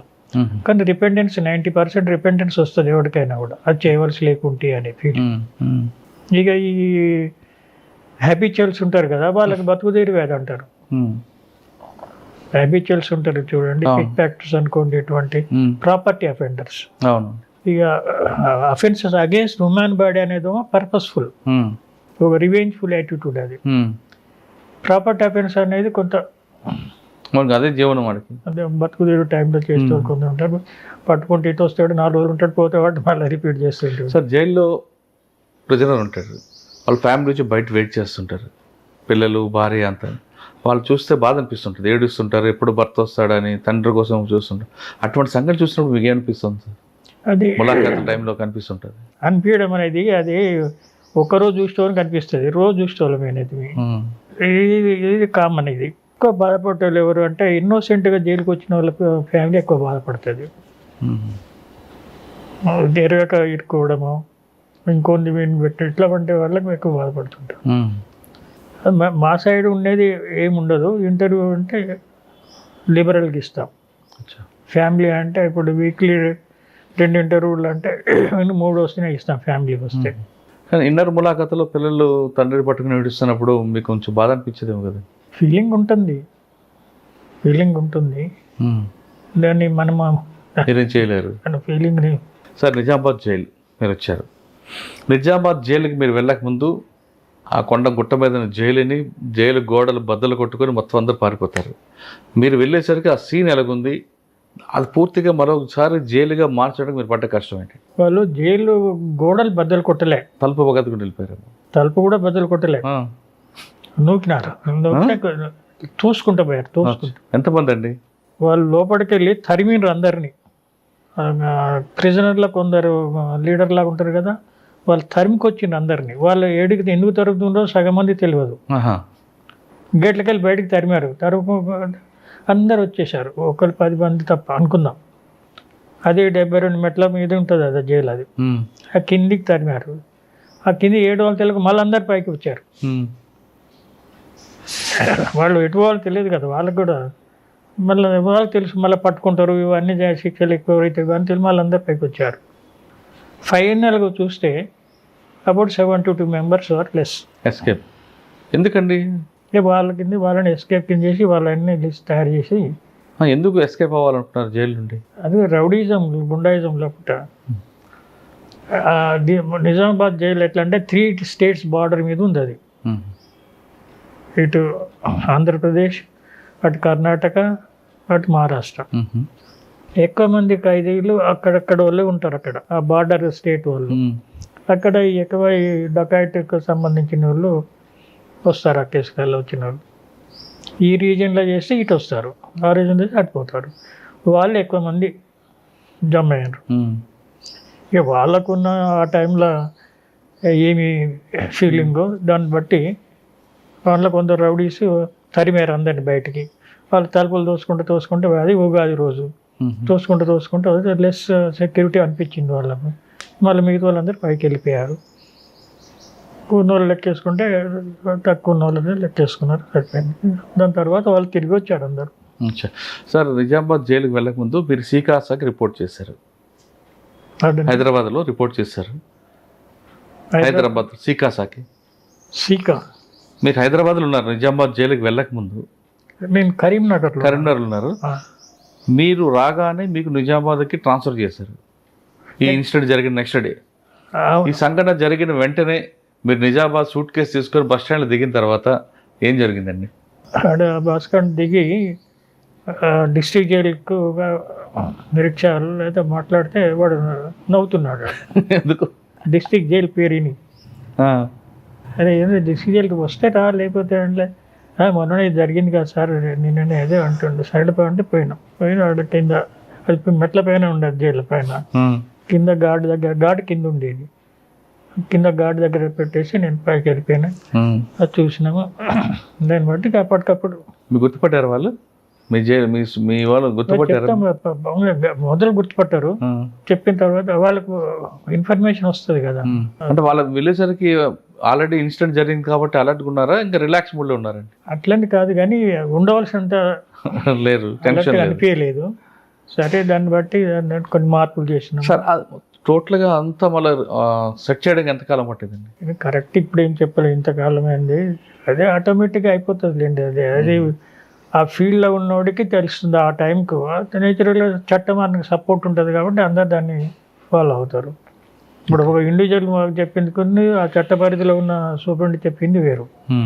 దానికి శిక్షలు కూడా ఉంటాయి పాటించకపోతే. అలా తర్వాత లోకల్ ఎస్పీ తోటి కలిసి ఎక్కువ ప్రొడక్షన్ ఇంప్రూవ్ చేయడము. తర్వాత కలెక్టర్ని కలిసి కొన్ని ఫండ్స్ను R&B ఈకి రిలీజ్ చేయించి వాళ్ళ ద్వారా కొన్ని రిపేర్ చేయించి మాకు ఈ ప్రొసీజర్ గవర్నమెంట్ వాళ్ళ డిపార్ట్మెంట్ టైం అట్లా చేసి కొంత చేసేసినాం. సెట్ చేసి ఎట్లయినా ఆ జైలు సూట్ కాదని చెప్పేసి అది డీజీకి రాసి పర్మిషన్ తీసుకొని కొత్త ల్యాండ్ ప్రొక్యూర్ చేసినాం. 54 acres. ఓకే, కానీ అక్కడ ప్రొవోక్ చేసిన పర్సన్ తర్వాత దొరికాడా? వాళ్ళు అందరు దొరికారు. అందరు పోలీసులు పట్టుకొస్తారు. నేను అనుకుంటే ఒక 1-2 people 4 people దొరకనట్టుంది. కానీ వాళ్ళు కూడా ఇక్కడ ఎన్కౌంటర్ చేసిన అదే యూనికిడి మొత్తం దొరకారు. మొత్తం కేసు. సాధారణ జైలు నుంచి పారిపోయిన తర్వాత మీకు ఆ బడ్డీని బాగా పడతారు, ప్రెజర్ ఉంటుంది, తీసుకొచ్చి కొడతారా లేదంటే పనిష్మెంట్ ఎలాగిస్తారు? లేదు కొట్టడం అనేది మళ్ళీ మనకే రిస్క్. ఇప్పుడు ఉమెన్ అసాల్ట్ అనేది ఇప్పుడు ఎవరికైనా రిస్కే, వాడు పొజిషన్లో ఉన్నవాడికైనా రిస్కే, నైబర్ కూడా రిస్కే. అది it is not approved by. కానీ జైలుకి వచ్చాక చాలా మంది ఆత్మహత్య చేసుకుంటారు ఎందుకండి? అంటే వాళ్ళు చేసిన ఉంటుంది కదా, పాపంగా, ఒక పాపం అని కాదు, బాధగా, రిపెంటెన్స్. అచ్చా, ఎక్కువ వీళ్ళు వైఫ్ని చేసి వచ్చిన వాళ్ళు చేసుకుంటారు, ఫ్యామిలీ మెంబర్స్ని చేసుకునే అవకాశం మేము చేయకుండా చూసుకుంటాము. అయినా కూడా ఒకసారి జరిగితే ఇట్లా అటువంటి వాళ్ళు జరుగుతారు, కానీ మిగతా వాళ్ళు ఏమి చేసుకోరు. వాళ్ళకు దాడిగా ఒక రిపెంటెన్స్ బట్టి నిరాశ. సార్ నిజామాబాద్ తర్వాత చెంచల్గూడ, హైదరాబాద్. అక్కడ ఎంతకాలం? ఒక 2 years. తర్వాత రిటైర్డ్. ఓకే, చెంచల్గూడ రిటైర్ అయిపోయారు. నిజామాబాద్లో ఫ్రాక్షన్ తక్కువ, అదే 4 years కొద్దిగా తక్కువ 4 years ఉన్నాము. అక్కడ నుండి హైదరాబాద్లో రిటైర్మెంట్. ఓకే సార్, సాధారణంగా జైల్లో కన్వెన్షన్ వచ్చిన వాళ్ళకి మాత్రమే యూనిఫామ్ ఉంటుంది, ప్రెజెంట్ డ్రెస్. అంటే యూటీ వాళ్ళకి ఉండదు. ఓకే, ఆ ప్రెజెంట్ డ్రెస్లో కూడా వైట్ బ్లాక్ లైన్ ఉంటుంది, స్ట్రిప్ ఉంటుంది, 2 స్ట్రిప్స్, సింగిల్ స్ట్రిప్ ఉంటుంది. దానికి అర్థం ఏంటండి? అంటే అది డ్రెస్ కోడ్ ఇచ్చారు, అర్థం అనేది ఏం లేదు. ఆ స్ట్రిప్ ఉంటుంది, ఆ క్లాత్ కూడా జైల్లోనే నేస్తారు, అది బయట ఉండదు. ఆ స్ట్రిప్కి మీనింగ్ ఉండదు అంటారా? మీనింగ్ ఏం లేదు, అది ఒక డ్రెస్ కోడ్లో పెట్టారు. అది కానీ గ్రీన్ డ్రెస్ వేస్తారు కొంతమంది. గ్రీన్ డ్రెస్ అది వర్కింగ్ డ్రెస్. ఫ్యాక్టరీలో పనిచేసేటప్పుడు, లోపల జైలు అదర్ యాక్టివిటీస్లో పనిచేసేటప్పుడు గ్రీన్ డ్రెస్ వేసుకొని పనిచేస్తారు. కానీ సింగిల్ లైన్ ఉంటే, సింగిల్ స్టెప్ ఉంటే ఒకటి, డబుల్ స్టెప్ ఉంటే ఒకటి అంటారు. వాస్తవం నాకంతా మీ టైంలో లేదు. స్లిప్ అయితే ఉంటుంది కానీ అంత సింగిల్ డబుల్ కానీ చేంజెస్ ఏం లేవు. అది అగ్రికల్చర్ పనిచేసిన వాళ్ళకి అక్కడ వాళ్ళకు ఇప్పుడు ఏమి గ్రీన్ ఇస్తున్నారేమో, అది ఎక్స్ట్రా డ్రెస్ ఇస్తారు. ఒకటి రొటీన్ వాడే డ్రెస్సులు 3 పేర్లు ఉంటాయి, ఒకటి ఎక్స్ట్రా పేరు ఉంటుంది. సార్ కొంతమంది కన్వెన్షన్ వచ్చింది, జైల్లో ఉంటారు, ఎప్పుడో క్షమాభిక్ష వస్తుంటుంది. వచ్చినప్పుడు మీ దగ్గర మంచి వాళ్ళందరూ మీరు రిఫర్ చేస్తారు పేర్లకి, దానికి వస్తుంది అనుకుంటా. ఆ రూల్స్ ప్రకారం వాళ్ళందరికీ వచ్చిన ప్రతి ఖైదీకి అప్పీల్ చేసుకుంటారు. జైలు వాళ్ళకి ఫెసిలిటీస్ ఇస్తుంది. అప్పీల్ వాళ్ళ పర్సనల్ లీడర్ లేకుంటే గవర్నమెంట్ తరఫున లీడర్ పెట్టి వాళ్ళు చూస్తారు. అంటే ఎవరికి మీరు ప్రిఫర్ చేస్తారండి? ఎవరైనా వచ్చిన ప్రతి ఒక్కరు కూడా నేను మంచిగా బయటకు వెళ్తా అంటాడు కదా. అది బయటకి అప్పీల్ అనేది బయటకు వెళ్తాను కాదు కదా, నా శిక్షను తగ్గించండి, నేను నేరం చేయలేదు అంటే దాని మీద వెళ్ళిపోతాడు. అక్కడ హైయర్ కోర్ట్స్ కొన్ని సేమ్ శిక్షణ చేస్తారు, లేకపోతే తగ్గిస్తారు, లేదా కొట్టేస్తారు. 3 అది కాదు అంటుందండి. ఇప్పుడు గవర్నమెంట్ అది క్షమాభిక్షిస్తుంది, అది శిక్ష పడ్డోళ్ళకి. శిక్ష పడ్డోళ్ళకు ఒక మెథడాలజీ ఉంది, ప్రీమేచర్ రిలీజ్ అని.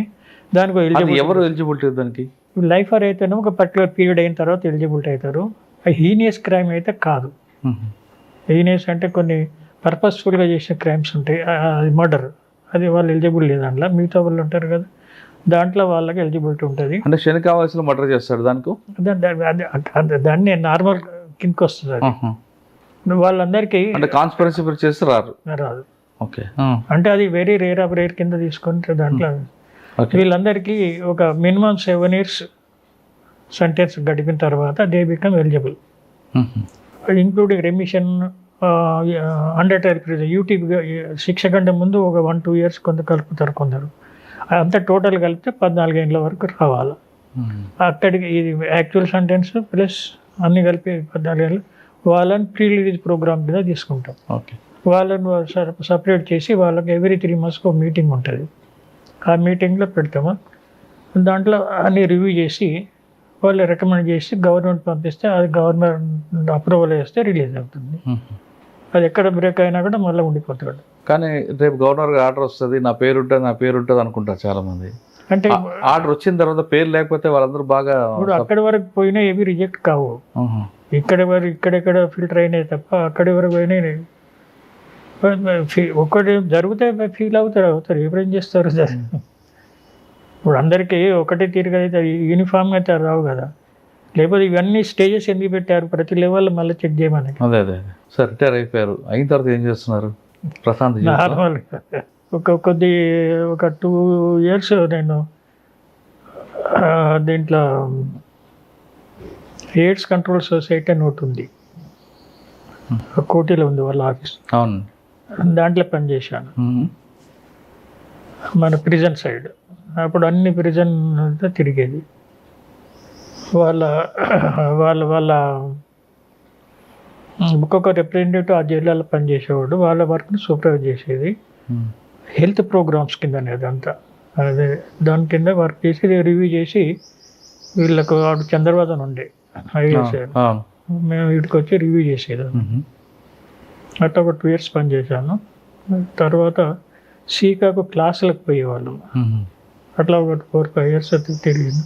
తర్వాత మనకంటే నెక్స్ట్ రిటైర్డ్ వాళ్ళు చాలా మంది వస్తుంటారు కదా, వాళ్ళందరికీ మనం ఇక్కడే నార్మల్ లైఫ్. సార్, మీ దగ్గర ఉన్న ఖైదీలు కొంతమంది బయటకు వచ్చాక మీకు ఇంకా పలకరిస్తుంటారు? అటువంటిది జరగలేదండి, అంటే అక్కడితో క్లోజ్ అది. ఇప్పుడు ఒక ప్రిజన్లో ఉన్న రిలీజ్ అయిన ప్రిజన్స్ మనం ఇంకో దగ్గర పని చేస్తుంటే అక్కడ అవపడతాడు వాడు. మీకు ఎక్కువ రిపీట్ కనిపిస్తుంటారండి? ఎక్కువ కాదు, వెరీ రేర్ ఆఫ్ రేర్. ఒకవేళ కనిపించిన అడుగుతారు, ఎందుకురా మళ్ళీ వచ్చాను అడిగారా ఎప్పుడైనా? నార్మల్గా వాళ్ళ మళ్ళీ ప్రెజెంట్ చెక్ చేస్తుంటాం కదా, ఒక ప్రిజనర్స్ ఉన్న ఎవ్రీ మండే నాడు ఒక పరేడ్ ఉంటుంది, అన్ని బ్లాక్లో నిలబడతారు, అన్ని తిరుక్కుంటూ వస్తాం సూపరెంట్గా. అప్పుడు ఐడెంటిఫై చేస్తాము, వాడు చెప్తాడు మళ్ళీ ఏదో వచ్చి పోలీసులు పెట్టినట్టు అయిపోతుంది. సార్, ఇప్పుడున్న జైల్స్ అప్పటికి 1971 వేరు, 2025 మార్పు, చాలా మార్పు వచ్చింది. పర్టికులర్గా మన ఇండియాలో తీసుకుంటే తెలంగాణ, ఆంధ్రప్రదేశ్ నెంబర్ 1 అని అనుకోవచ్చు. ఇప్పుడు ఇంకా జైల్ డిపార్ట్మెంట్ మీద అపవాదులు చాలా కనిపిస్తుంటాయి, డబ్బులు తీసుకుంటారని, అవని ఇవని XYZ. అది కూడా రాకుండా ఉండాలంటే ఏం చేయాలంటారు? సొసైటీని మార్చాలి. సొసైటీ ఎలా? సొసైటీ మెంబరే అక్కడ ఎంప్లాయీగా పోతాడు, ఇక్కడ ఉన్న అలవాటు అక్కడ ఉంటాయి. ఈ సొసైటీ మంచిదైతే వాడిని అలవాటు అక్కడ కూడా మంచిగా ఉంటాయి. దాన్ని మనము ఇండివిజువల్గా ఏం చేయగలుగుతాము? ఆడ కంట్రోల్ చేస్తారు, 99% కంట్రోల్లో ఉంటాడు. మీరు చెప్పింది రేర్ ఆఫ్ రేర్ కేసు జరిగితే ఐడెంటిఫై అయితే పనిష్మెంట్ ఇస్తారు. ఓకే, పనిష్మెంట్ కూడా చాలా సీరియస్గా ఉంటాయండి? సీరియస్గా ఇస్తారు, దాని నేచర్ని బట్టి. ఇప్పుడు ప్రిజనర్స్ రిలేటివ్స్ ఫ్రెండ్స్ తోటి వీడు పెట్టుకోవద్దు, కమ్యూనికేషన్ పెట్టుకోవద్దు, వాళ్ళతో కలవద్దు. కొంతమంది ములాఖత్ వచ్చిన ప్రిజనర్స్ వైఫ్తో అటాచ్మెంట్లు పెట్టుకుంటారు కదండి? అది జరగదండి, నార్మల్గా 99% జరగదు, 99% జరగదు. వాళ్ళ బాధలు వాళ్ళకుంటాయి, వీళ్ళ బాధలు వీళ్ళకుంటాయి. రేర్ ఆఫ్ రేరెస్ట్ కిందనే వస్తుంది తప్ప నార్మల్గా జరగదు ఎక్కడ. తర్వాత ఇక్కడ ప్రిజర్ ముగ్గట కూడా చాలా గార్డ్ ఉంటుంది కదా, వాళ్ళు సేఫ్గా వెళ్ళిపోయేటట్టు అన్నీ చూస్తాం కదా. సార్, ఫైనల్గా చెప్పండి, ఈ డిపార్ట్మెంట్లోకి రావాలనుకున్న వాళ్ళకి మీరు ఇచ్చే మెసేజ్ ఏంటి?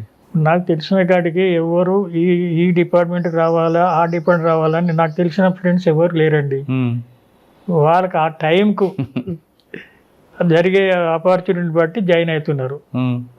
ఆ విధంగా వచ్చారనుకోండి, కావాలనా బై ఛాన్స్ వచ్చారనుకోండి డిపార్ట్మెంట్లోకి, అందరు అట్లే వస్తారు. డిపార్ట్మెంట్ వచ్చిన వాళ్ళు ఏం చేయాలంట? ఏం చేస్తారు, ట్రైనింగ్ పొందుతారు. ఆ ట్రైనింగ్ ఉంటే చార్ట్ ఉంటుంది, ఆ డ్యూటీ చార్ట్ ఫాలో అవుతారు. ఇప్పుడు ఎవరైనా కూడా డ్యూటీ చార్ట్ ఫాలో అవ్వాల్సిందే కదా. ఆ డ్యూటీ చార్ట్ ఏముంటే అదే ఫాలో అవుతారు. అందులో మంచివాడు అయితే ఇంకా ఎక్కువ మంచి పని చేస్తాడు, చెడ్డోడు అయితే మంచి పని చేయడు, ఆడికే ఆగిపోతాడు. ఇప్పుడు చట్ట పరిధిలో చెడు చేయడం కొరకు కంట్రోల్ చేస్తుంది, మంచి చేయడానికి కంట్రోల్ చేయదు ఏ చట్టం కూడా. వాళ్ళు ఇంకా మంచి పనులు చేయొచ్చు, నువ్వు చెడు పోకుండానే చట్టం ఉంటుంది, కంట్రోల్ చేస్తుంది. కానీ సాధారణంగా ఒక రూమర్ ఉంటుందండి బయట, ఏమని 6 నెలలు వారితో వీరు తిరిగితే వీరు వారవుతారు, వారు వీరవుతారని. ఆ విధంగా ఏమైనా మీకు ఎదురుపడ్డాయా? ఇప్పుడు వీరు వారు అనేది సివిల్ లైఫ్లా, ఇది డ్యూటీ మైండెడ్. వాళ్ళు ప్రిజనర్ మైండ్, వాన్ మైండ్ వేరే ఉంటుంది, వీళ్ళ మైండ్ వేరే ఉంటుంది. ఇప్పుడు ప్రిజనర్స్కి వచ్చే ములాఖతు వాళ్ళ మైండ్ వాళ్ళకు ఉంటుంది. ఇప్పుడు ఎవరి మైండ్ సెటప్ వేరు ఉంటుంది. ఇప్పుడు వాళ్ళది ఆలోచన వీళ్ళకి రాదు, వీళ్ళ ఆలోచన వాళ్ళకి రాదు. కానీ కొంతమంది, అంటే నేను తెలంగాణ ఆంధ్రప్రదేశ్ అని కోడ్ చేయట్లేదు, కానీ కొన్ని జైల్స్లో అక్కడ పనిచేస్తున్న వాళ్ళు పాత నేరస్తులు అందరినీ ఒక గ్యాంగ్గా పెట్టుకొని దొంగతనం చేస్తుంటారు. అది జరగదండి, అది నాట్ ఏ పాసిబుల్ కేస్. అది జరుగుతుందంటే సొసైటీలో మరి నీచుడు అయితేనే. బై చాయిసా జైల్ డిపార్ట్మెంట్ వచ్చేవాళ్ళు ఖచ్చితంగా నీతిగా నిజాయితీగా పనిచేయనంటున్నారు శ్రీనివాసరెడ్డి గారు. ఆయన తెలంగాణ రాష్ట్రం కానీ ఆంధ్రప్రదేశ్ రాష్ట్రంలో కానీ చివరిగా జరిగిన ఉరిశిక్షను చూసిన వ్యక్తి. అదేవిధంగా నిజామాబాద్ జైలును కూడా ప్రక్షాళన చేసిన వ్యక్తి. ఇటువంటి ఆఫీసులు వచ్చినప్పుడు జైలు డిపార్ట్మెంట్ అనేది కేవలం శిక్షించడం కాదు, వచ్చిన ఖైదీలు పరివర్తన తీసుకురావడం అనేది ముఖ్యంగా గుర్తుపెట్టాలి. కాబట్టి ప్రతి ఖైదీలు పరివర్తన తీసుకొస్తే వాళ్ళు ఖచ్చితంగా మీ పట్ల గుర్తు ఉంచుకుంటారు అనే విషయం చెప్తున్నారు శ్రీనివాసరెడ్డి గారు. ఇది శ్రీనివాసరెడ్డి గారితో ఎక్స్క్లూజివ్ ఇంటర్వ్యూ. వచ్చే వారం మరొక మళ్ళీ కలుద్దాం. అంతవరకు నమస్తే. థ్యాంక్ యూ అండి. నమస్కారం.